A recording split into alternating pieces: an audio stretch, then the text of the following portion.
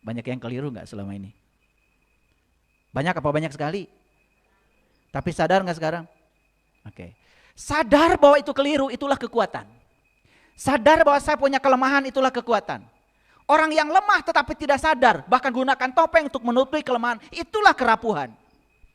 Jangan heran kalau agama hanya hidup di rumah ibadah, tetapi agama tidak ada di pasar, tidak ada di kantor.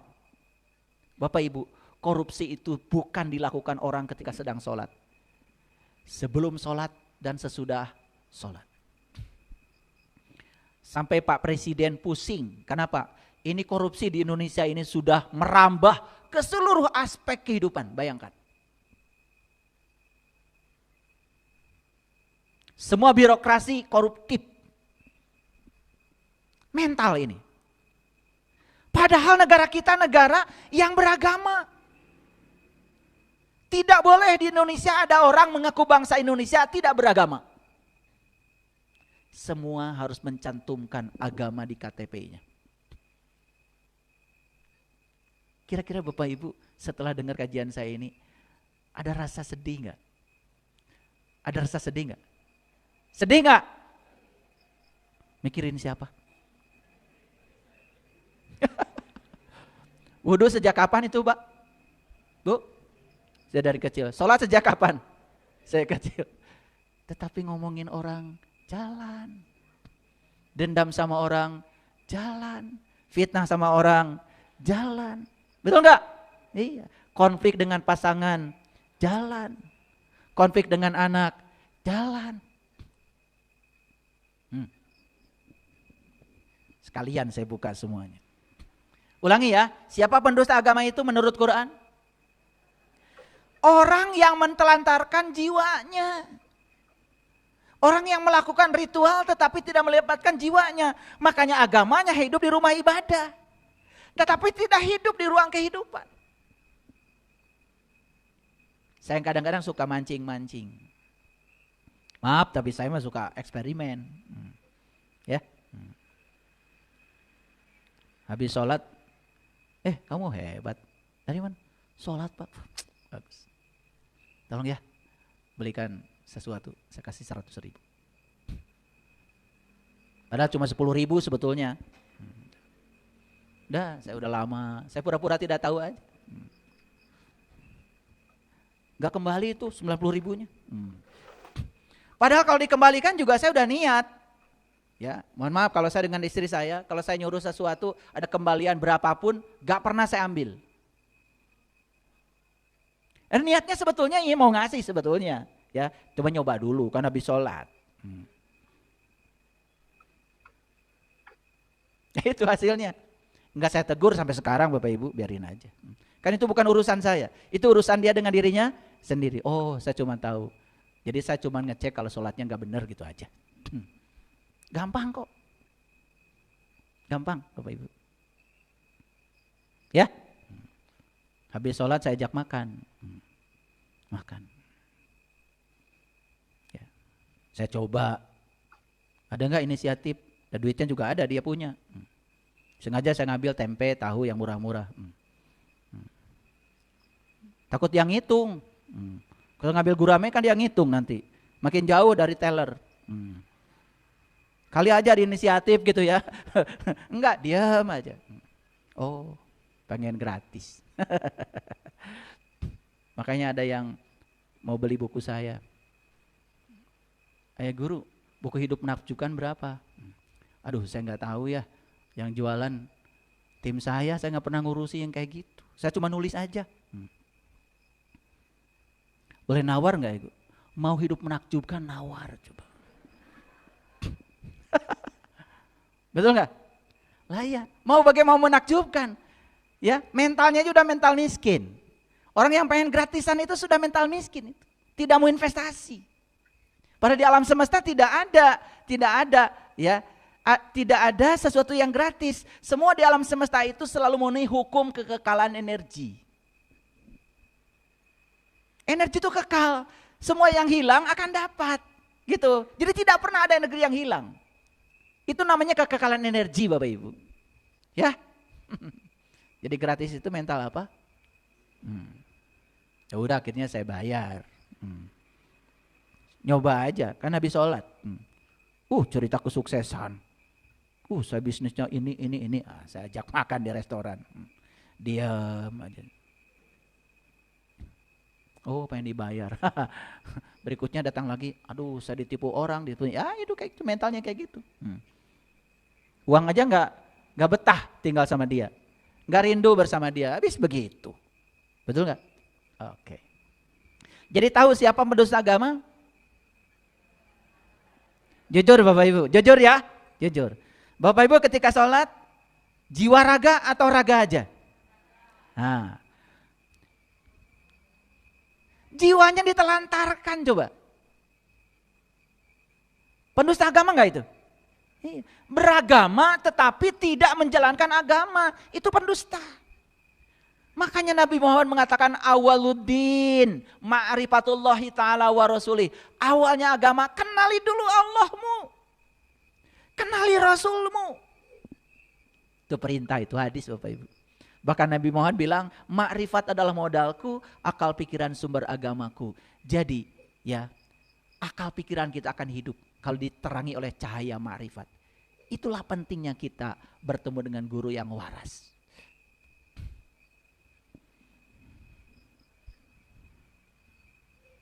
Itu yang pertama ya. Siapa pendusta agama? Ya siapa? Panjang-panjang. Pendusta agama adalah mereka yang mentelantarkan jiwanya. Panjang. Satu kata aja. Siapa pendusta agama? Gitu. Baru ngaji beres itu, ya. Nanti kalau orang lain lagi. Orang lain lagi. Coba belajar jujur. Ya, kan sudah tadi. Pendusta agama adalah orang yang mentelantarkan jiwanya. Saya tanya lagi, siapa itu? Jangan diulang-ulang yang tadi. Bilang saya, gitu aja cukup. Nah itulah kekuatan. Berarti saya masih mendustakan agama. Pantes kalau agama hanya hidup di sajadah, di musola. Tetapi di ruang makan gak ada agama. Piring terbang. Di dapur gak ada agama. Betul gak? Nah gitu. Baca sih Bismillahirrahmanirrahim. Tapi masak sambil marah-marah. Betul gak? Udah akhirnya minyak cerot ke sini. Padahal kalau sadar Bismillahirrahmanirrahim atas nama Allah yang Maha Pengasih dan Maha Penyayang. Sebelum ke dapur bilang, ya Allah, saya ini istri. Tugas saya menyediakan makanan yang enak buat suami dan anak-anak saya. Izinkan saya ya Allah menjadi kepanjangan tanganmu untuk membuat makanan yang enak buat anak istri, buat suami dan anak-anakku. Bismillahnya coba begitu. Begitu disajikan makanan, disantap sama anak. Ibu, enak banget makanannya. Ada cinta di situ, ada energi. Marah-marah, begitu dicicipi, asin banget. Sayur asam mulu. Karena ternyata lupa sambil marah-marah, ya. Yang dimasukkan memang asam aja. Kan judulnya sayur asam. Lupa pakai gula, lupa pakai sayur, cuman air aja sama asam. Oke, lanjut ya. Yang kedua, nih lanjutannya. Siapa pendusta agama? Yang kedua, wala yahudu ala ta'amil miskin. Dia tidak menganjurkan memberi makan orang miskin. Lihat saya semuanya. Tahu orang miskin? Tahu belum? Ya kalau belum tahu saya kasih tahu. Karena Bapak Ibu tuh orang miskin. Itu yang gak punya duit. Yang minta-minta, itu aja otak kita selama ini. Yuk kita belajar bahasa Arab. Ternyata al-miskin dalam bahasa Arab, miskin dalam bahasa Arab berasal dari akar kata sakana, sakan. Arti dari sakan itu apa? Ya, sakan itu artinya diam, tenang, tidak bergerak. Jadi miskin itu dia yang diam, yang tenang, yang tidak bergerak. Siapa itu? Jiwa. Diri sejati kita kan yang bergerak tubuhmu. Diam, tenang, tidak bergerak. Ternyata al-miskin dalam bahasa Arab artinya adalah jiwa. Jadi siapa pendusta agama? Satu, yang mentelantarkan jiwanya. Yang kedua, nyaris tidak ada keinginan ngasih makan pada jiwanya. Jiwanya gak dikasih makan. Jiwa itu adalah nur. Makanan untuk nur, ya nur juga. Kalau tubuh terbuat dari tanah, makanya makanan buat tubuh segala hal yang berasal dari tanah. Jiwa bukan dari tanah, jiwa itu nur. Karena jiwa itu nur, maka jiwa itu makanannya adalah nur. Sudah bisa ngasih makan pada jiwa? Ya Allah, sampai sekarang mulutnya aja nggak tahu sebelah mana. Makanya ada orang yang menua tubuhnya, tetapi tidak mendewasa jiwanya. Hidupnya dari dulu ya gitu-gitu aja. Tambah tua, tambah gampang marah, tambah tidak bijaksana. Kan ada tuh, mohon maaf Bapak Ibu, menjelang tua pikun. Kembali ke anak-anak. Ini sudah sinyal sebetulnya. Mohon maaf. Umurnya habis hanya buat tubuhnya. Tetapi umurnya tidak ada untuk ngasih makan jiwanya. Jadi siapa jiwa itu? Jiwa itu dia yang mengamati diri kita. Jiwa itu adalah sang kesadaran. Makanya sering saya sampaikan di kajian ini. Pikiran kita bukan kita. Tubuh kita bukan kita. Tapi yang mengamati pikiran dan tubuh kita itulah diri kita. Sang kesadaran. Dia yang diam.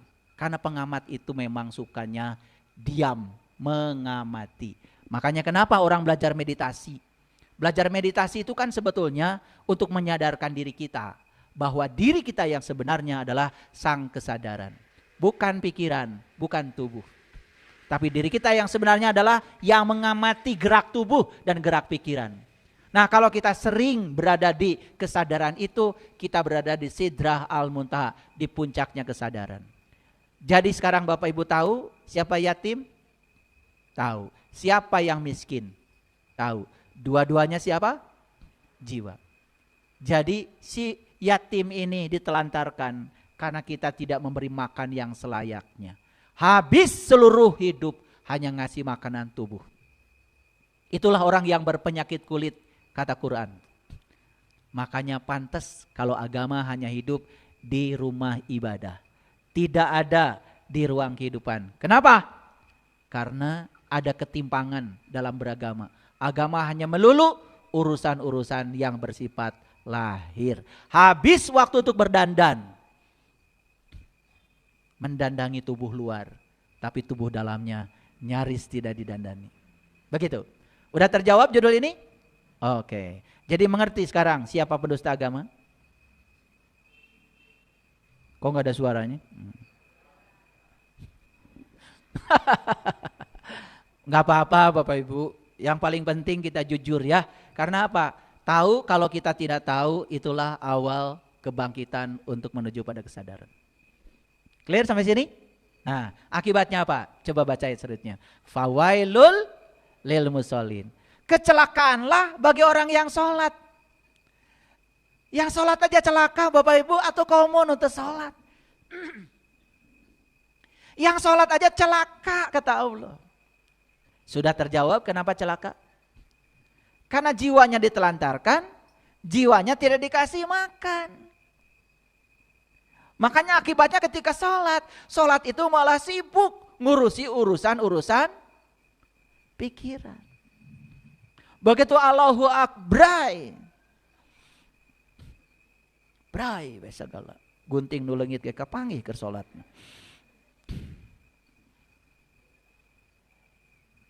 Ngegebrai. Paham sampai sini? Oke. Jangan anggap sepele Bapak Ibu. Ayat ini dibaca setiap Ramadan, setiap tarawih. Luar biasa. Dilentingkan suaranya. Gak penting. Yang penting sekarang. Yuk sekarang ambil pesannya. Saya baca ayat ini dulu nangis. Saya tidak menuduh-nuduh orang lain. Tidak. Saya minta ampun sama Allah. Ya Allah. Maaf, karena saya tidak kenal diri sejati saya. Maka selama ini saya sholat, saya menjalankan apa-apa semata-mata karena urusan-urusan fisik. Karena saya bermuatan, ingin surga, takut neraka. Itu saja. Saya pernah di posisi itu Bapak Ibu. Makanya saya keliling dunia, saya cari guru. Saya ingin kenal siapa orang yang bisa memperkenalkan saya pada diri sejatinya saya. Saya ingin tahu jiwa saya yang mana. Karena kata Rasulullah, siapa yang kenal dirinya, maka dia akan kenal Tuhannya. Saya ingin mencontoh jejak langkahnya Rasulullah. Beliau tidak sholat dulu, tapi beliau Isra Mi'raj dulu. Beliau kenal dulu sama Tuhannya, baru beliau sholat. Pantas kalau sholat beliau bisa mencegah dari perbuatan keji dan munkar. Agama bagi Rasulullah tidak ada, tidak hanya di ruang ibadah. Beliau bawa agama ke dalam kehidupan. Lihat beliau, dengar sejarah beliau yang penuh cinta kasih pada siapapun. Bahkan beliau mau mencintai orang, tidak pernah bertanya agamanya apa. Berbuat baik sama orang, tidak pernah berbicara agamanya apa. Kenapa umatnya yang mengaku umatnya kok seperti itu? Maka di Quran dikatakan Muhammadur Rasulullah wallazina ma'ahu asyidda'u 'alal kuffar ruhama'u bainahum tarahum ruka'an sujadan yabtaguna fadlam minallahi waridwana. Luar biasa. Simahum fi wujuhihim min asaris sujud zalika masaluhum fit taurati wa masaluhum fil injil. Saya kalau baca ayat itu nangis. Muhammad adalah Rasulullah walladzina ma'hu asyidda'u 'alal kufar. Dan orang-orang yang mengikuti jejaknya beliau asyidda'u 'alal kufar, sangat keras terhadap kufar. Apa kufar? Kufar bukan orang kafir. Sangat keras terhadap ketertutupan. Nabi Muhammad mengajarkan kalian harus terbuka pada siapapun. Bahkan Nabi mengajarkan carilah ilmu walaupun ke negeri Cina sekalipun. Kafir itu artinya tertutup Bapak Ibu. Merasa paling benar, merasa paling soleh, merasa paling suci, tertutup pada pandangan orang lain. Itulah yang disebut dengan kufar. Coba perhatikan ketika kalian sedang berwudu. Ada enggak orang berwudu tangannya dikepalkan begini? Ada enggak? Tunjukkan sama saya. Enggak ada. Semua terbuka. Karena dengan tangan terbuka kita bisa menampung air. Dengan tangan terbuka kita bisa memindahkan air ke wajah kita. Dengan tangan terbuka kita bisa memindahkan air ke mulut kita. Itu dari Rasulullah. Ciri umatnya Rasulullah itu adalah asyidda'u 'alal kufar, bersikap tegas terhadap ketertutupan. Ini malah bersifat keras terhadap orang kafir. Orang kafir itu orang yang berbeda agama dengan kita. Jadilah menghalalkan darah orang lain atas nama agama dan Tuhan. Bagaimana bisa rahmatan lil alamin kalau begitu memahami agama? Maaf Bapak Ibu, dari Bali, dari Lebanon, dari semua negara banyak yang kirim surat sama saya. Kenapa? Saya baru merasakan Islam sebagai rahmatan lil alamin setelah mendengarkan kajian-kajian Islam dari saya katanya. Jadi kalau ada yang masih curiga, saya katanya akan menghancurkan Islam. Tidak, saya ingin membuka Islam yang sebenarnya. Saya ingin menunjukkan pada dunia Islam itu rahmatan lil alamin, damai. Dan Islam tidak membenci orang yang berbeda keyakinan dengan Islam. Islam itu toleran pada siapapun. Saya tunjukkan dalam akhlak saya. Saya berteman dengan siapapun. Saya ke Bali, teman saya banyak di Bali. Saya ke Thailand, teman saya banyak di Thailand. Saya ke Jepang, teman saya banyak di Jepang. Saya tidak pernah berteman, apa agama kalian? Tidak. Bahkan saya sering malu. Kenapa? Yang disebut dengan kafir oleh saya sejak dari kecil. Bahkan akhlaknya lebih bagus daripada mereka yang sok-sok beragama tapi akhlaknya buruk. Mohon maaf. Apa kata Rasulullah? Tarahum ruka'an, ya, ruka'an sujadan yabtaguna fadla minallahi waridwana. Bekas ruku dan sujudnya itu nampak di wajahnya Bapak Ibu. Itu di Quran dijelaskan. Di surat Al-Fat itu bagian yang terakhir.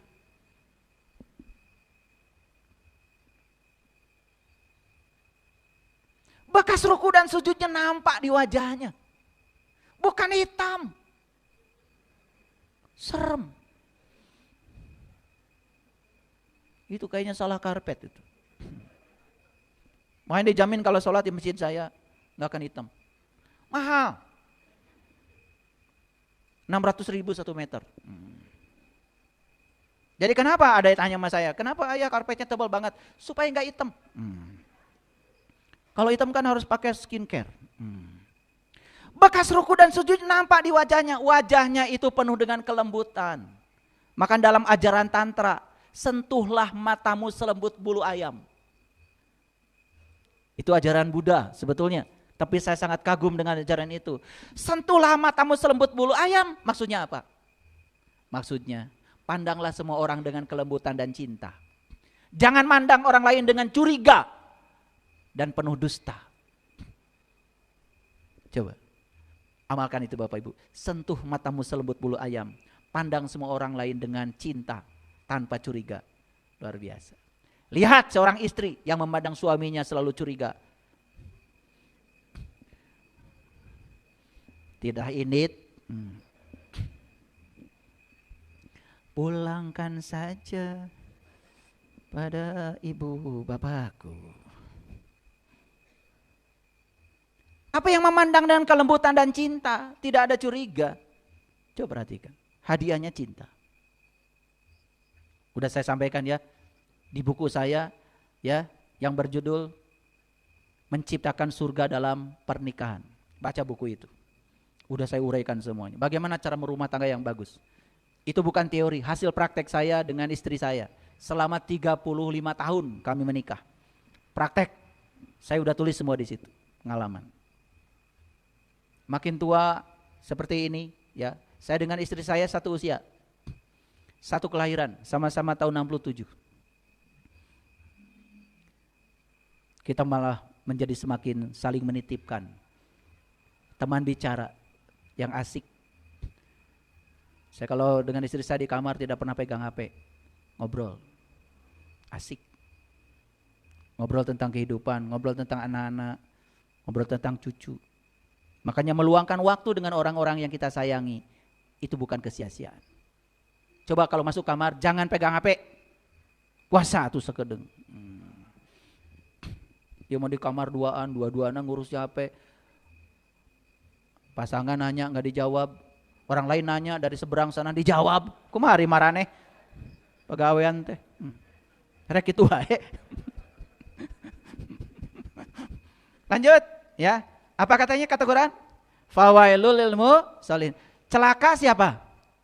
Yang sholat. Tahu nggak jawabannya? Karena sholatnya cuma raganya saja. Ketika sholat tidak ngomongin orang, kan habis sholat. Karena cuma raganya. Kalau sholat dengan jiwanya lahir batin Bapak Ibu, itu sudah dijelaskan di Quran. Bahkan setelah sholat, dia pun tetap sholat. Dialah yang sholatnya daim. Perhatikan saya. Mau ngomongin orang? Gak boleh. Itulah sholat.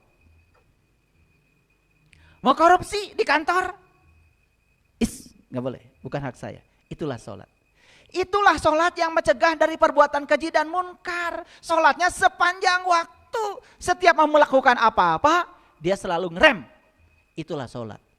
Rem sampai kamu tidak melakukan perbuatan keji dan munkar. Itulah sholat yang sebenarnya. Jujur Bapak Ibu. Jadi Bapak Ibu sholatnya sekarang ya. Sholatnya sekarang simbolnya atau hakikatnya? Yang 5 waktu itu simbolnya, latihannya, instrumennya. Tapi sholat yang sebenarnya sepanjang waktu. Yuk sekarang saya ajak Bapak Ibu. Yuk pada sholat setiap saat. Ulangi. Pada sholat setiap saat. Mau berbicara yang buruk, langsung direm dari dalam. Enggak, langsung sholat. Mau memikirkan yang buruk-buruk, curiga sama orang? Tidak. Langsung sholat. Nah sholat ini yang tidak kita lakukan. Sholat yang di pasar, sholat yang di kantor, sholat yang di kehidupan, yang di dapur, di ruang makan, di rumah, itu sholat yang belum dilakukan. Kita hanya terjebak di sholat formal, seolah-olah kita sudah sampai. Padahal itu baru instrumen. Tujuan akhirnya adalah mencegah perbuatan keji dan munkar. Jadi berapa waktu Bapak Ibu sholat? 5 waktu. Ketika sholat, bagus Bapak Ibu, gak ngomongin orang. Kan habis itu. Nah sekarang, mari kita bertekad. Saya akan sholat sepanjang waktu. Bapak Ibu, saya sudah mempraktekkan sholat sepanjang waktu. Ada orang susah, bantu sholat. Ada orang kegelapan, terangi, sholat. Coba, gratis hidup Bapak Ibu. Gratis. Sahabat-sahabat saya di sini, di Bumi Spiritual Indonesia, sudah tahu keseharian saya.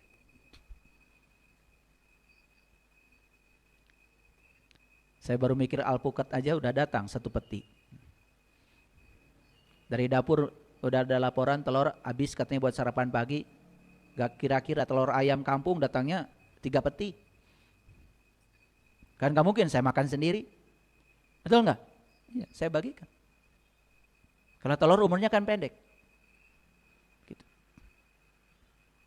Kalau ada yang datang ke rumah saya, kenapa ya buah-buahan di rumah ayah banyak terus? Ya itulah surga.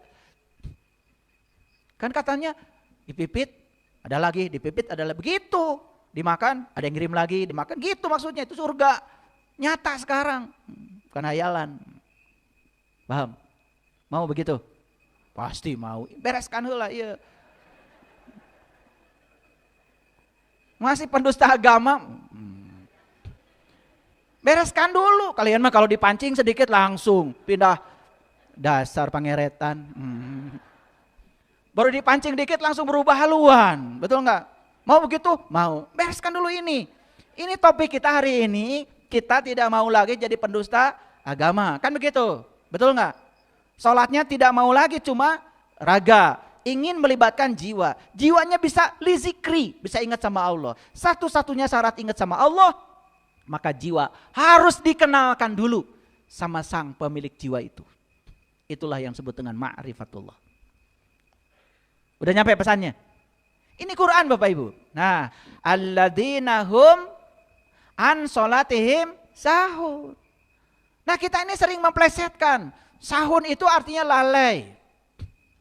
Lalai itu menunda waktu sholat. Saya setuju. Menunda waktu sholat itu tidak boleh. Karena Allah harus menjadi the topmost priority. Setuju gitu. Tapi jangan menganggap kalau sudah sholat tepat waktu sudah selesai. Karena sahun yang sebenarnya adalah lupa. Catat. Sahun itu bukan lalai, lupa. Lupa pada siapa? Lupa pada Allahnya. Sepanjang sholat itu enggak ingat Allah sama sekali, lupa. Inilah yang agama hanya hidup di rumah ibadah. Tapi mati dalam kehidupan. Sudah jelas? Coba Bapak Ibu, kalau diurut yang tadi ayatnya ya, coba. Aro'aital ladzi yukadzibu biddin, celakalah pendusta agama. Fazalikal ladzi yad'ul yatim, mereka yang menelantarkan yatim.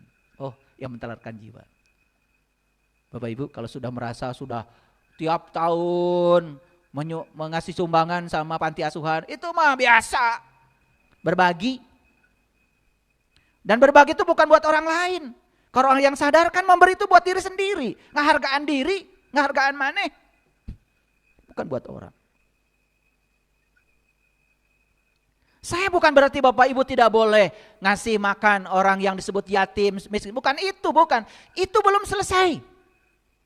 Makanya kan banyak orang yang sombong karena sudah mengundang anak yatim, karena naik pangkat, merasa sudah selesai. Bukan pendusta agama. Belum.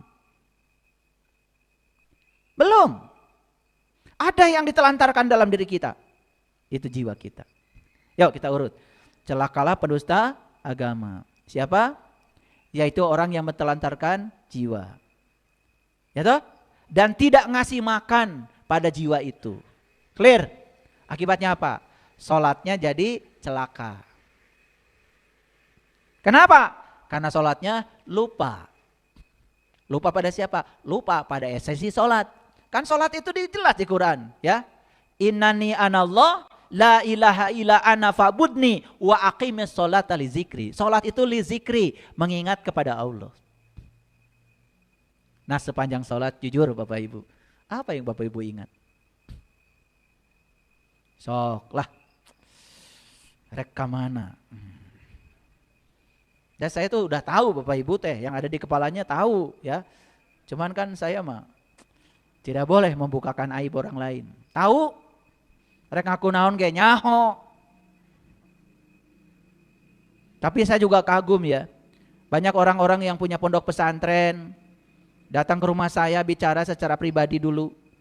Ketika saya sampaikan ayat-ayat begini, meneteskan air mata. Berarti saya ya yang mesti begitu. Saya salami, kamu jujur. Kagum saya sama begitu.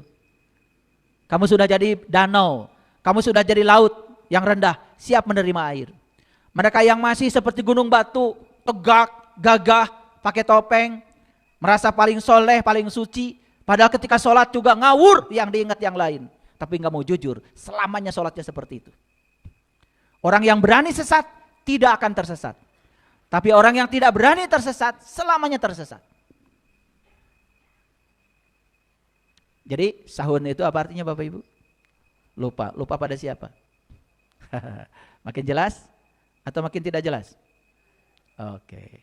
Sering Bapak Ibu baca ayat ini? Sering dalam sholat? Ya, kenapa sering baca ayat ini? Tertarik ya. Tertarik karena pendeknya. Keren ya Bapak Ibu. Pokoknya keren.